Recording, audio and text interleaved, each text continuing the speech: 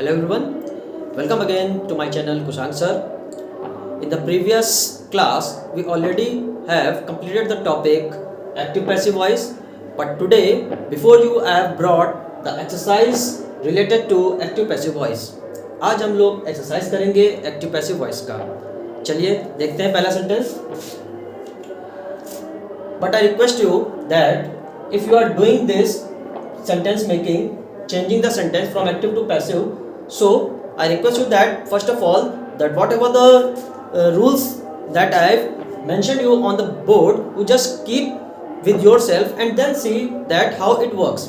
सबसे पहले जो नोट्स है, जो रूल्स आपने लिखे थे उसको आप एक पास रख लीजिएगा, फिर आप देखिएगा कि कैसे वो रूल इस पे फॉलो कर रहा है. चलिए पहला सेंटेंस है I did not beat her. ठीक है, पहला सेंटेंस है I did not beat her. अब हम लोग देखेंगे कि ये किस टेंस में है. यहाँ पे डिड लगा हुआ है, इट मीन्स ये हेल्पिंग वर्ब डिड किसकी होती है, ये पास्ट इंडेफिनिट की होती है. तो जब पास्ट इंडेफिनिट का सेंटेंस होता है तो हम लोग उसमें क्या करते हैं, वॉज लगा देते हैं. ठीक है, तो क्या हो जाएगा, ये जो हर है ये सब्जेक्ट में आ जाएगा तो शी बन जाएगा. तो शी वॉज नॉट और वर्ब की थर्ड फॉर्म बीटन बाय मी, आई का क्या बन जाएगा, मी बन जाएगा.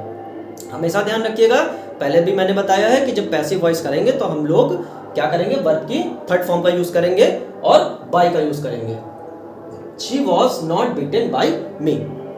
नेक्स्ट है I will never forget this experience. तो क्या होगा, देखिए यहाँ पे विल आया है. ठीक, तो जब विल आता है तो क्या होता है, उसमें बी लग जाता है विल के साथ में, और विल किस में है, ये फ्यूचर इंडेफिनिट है. ठीक, तो आई will never forget this experience, तो दिस एक्सपीरियंस आगे आ जाएगा, फिर विल, नेवर, फिर बी, फिर फॉरगॉटन, फॉरगेट की थर्ड फॉर्म फॉरगॉटन, फिर बाय मी. नेक्स्ट है mother made a cake yesterday.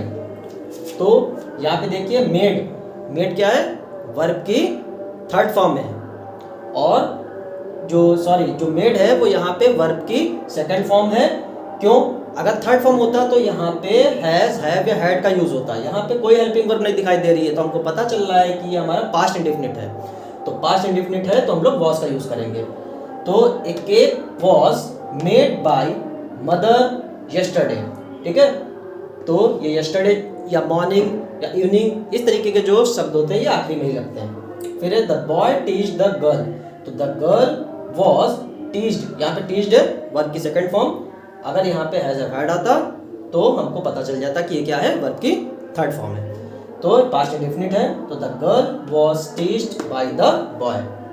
Next है did she do her duty. अब देखिए पास्ट इंडेफिनिट है, डिड का यूज हुआ है, अब ये इंट्रोगेटिव में है तो डिड का क्या हो जाएगा, वॉज. ठीक, वॉज हर ड्यूटी, डू का डन हो जाएगा क्योंकि do did done, done third form होती है डू की, डन बाय हर. फिर the tiger was chasing the deer. अब देखिए यहाँ पे वॉज चेजिंग, अब इसमें आईएनजी का यूज हुआ है और वॉज, तो इसका मतलब ये हमारा कॉन्टिन्यूअस का है, और वॉज लगा तो पास्ट कॉन्टिन्यूअस का है. तो क्या हो जाएगा, जब पास्ट कॉन्टिन्यूअस का सेंटेंस होता है तो उसमें बीइंग लग जाता है. तो the deer was being chased by the tiger. चलिए आगे के भी सेंटेंस देखते हैं. चलिए देखिए 7 सेंटेंस है यहाँ पे. She has written a novel. ठीक है, तो क्या बनेगा, a novel has been written by her. अब देखिए यहाँ पे ए नॉवेल मतलब एक नॉवेल, ठीक है, सिंगुलर है तो इसीलिए यहाँ पर हैज का हैज ही रहेगा. अगर यहाँ पे प्लूरल होता, यहाँ पे नॉवेल्स होता तो यहाँ पे हम लोग हैव लगा देते. ठीक है, और रूल में हम लोगों ने क्या देखा था कि अगर हैज लगा होगा तो या हैव लगा होगा तो बीन लगा देंगे.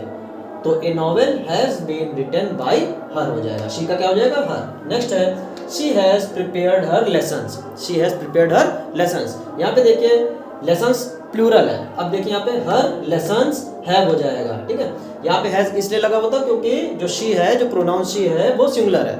अब यहाँ पर जो द लेसन्स आया हुआ है, हर लेसन्स आया हुआ है, लेसन्स क्या है यहाँ पे, प्लूरल है तो इसलिए हैव लग जाएगा.